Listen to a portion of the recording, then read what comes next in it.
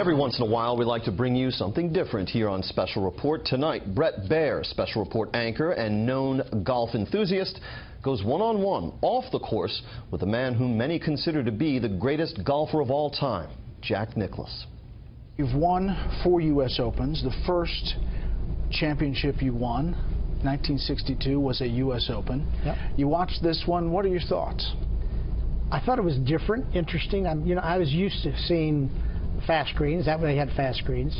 I was used to seeing a lot of slope. They had a lot of slope. But I'm not used to seeing no rough around the green or wide fairways with extreme rough if you hit a real bad tee shot. I'm not sure that I thought that was what a U.S. Open should look like. I don't want to be an old fogey about it and say that everything that we did was the right way. There's other ways to do it, and they did it a different way, and I think they had a great tournament. Brooks is a big, strong hitter of the golf ball. I mean, you have more majors than anybody. It's a different major feel, it seems, to this kind of setup. A little bit. The last 7 majors won by a first-time major winner, so it's not the usual names. The usual names didn't fare well at all. When you look at the game today, how do you think if you were playing, your swing, your style would fare in today's game? Well, I've always said that Bobby Jones would do well today and Tiger Woods would do well in Bobby Jones's era.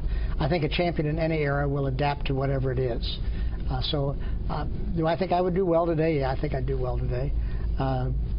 Would I have done well 50 years ago? Yeah, I think I'd done well 50 years ago. But, you know, it's conditions change, the game changes.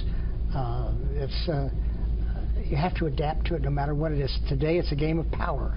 When I play, there was power involved with it, but it was more precision. Equipment has changed the game dramatically. But the guys are bigger, the equipment's improved. You know, I remember when Mike Weir won the Masters, Mike Weir is not the likely person to win the Masters. And he only hit 50% of the greens, and normally the winner hits 75% of the greens.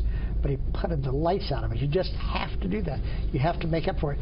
So speaking of the Masters, I was at that 1986 Masters. You were? Running hole to hole, trying to keep up with you. Well, you were a little kid then. Yeah. It was amazing. It was truly one of the most amazing things. And I think even non-golfers look at that event and say, where were you when?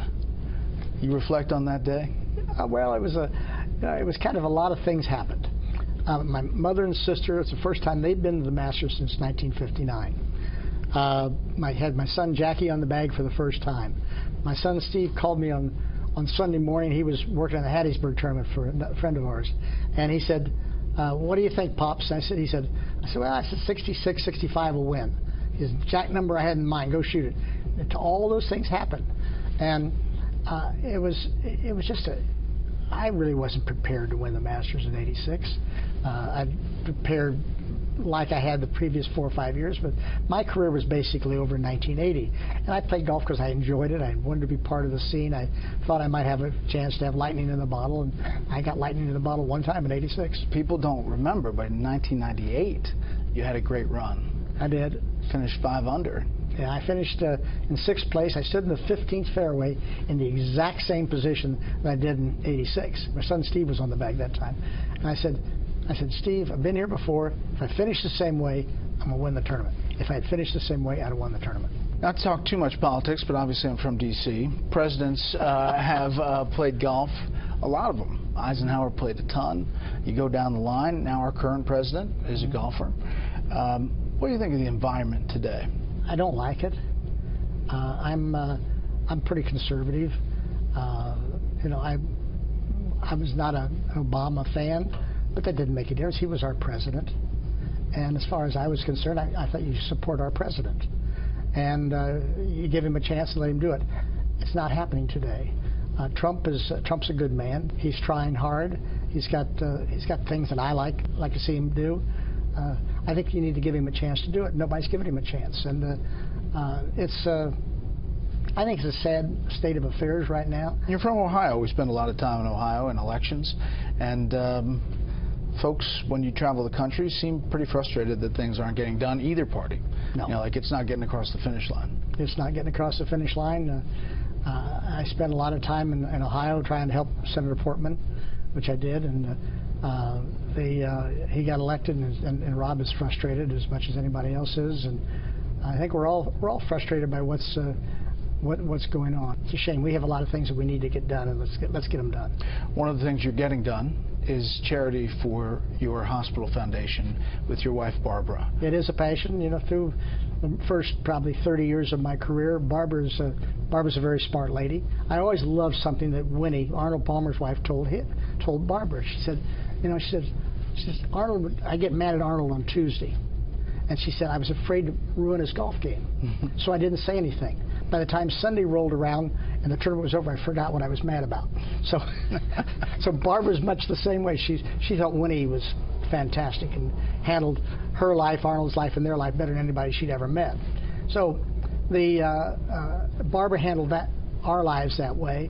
I think that you know, through Barbara's passion for the first 30 years, she supported me. Now I'm supporting her. I'm having a blast doing it.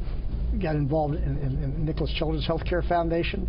We're now in Miami with the Nicklaus Children's Hospital. This year we have 14 outpatient clinics up and down the coast of Florida. You know, 91% of all children's health care is done outside the hospital.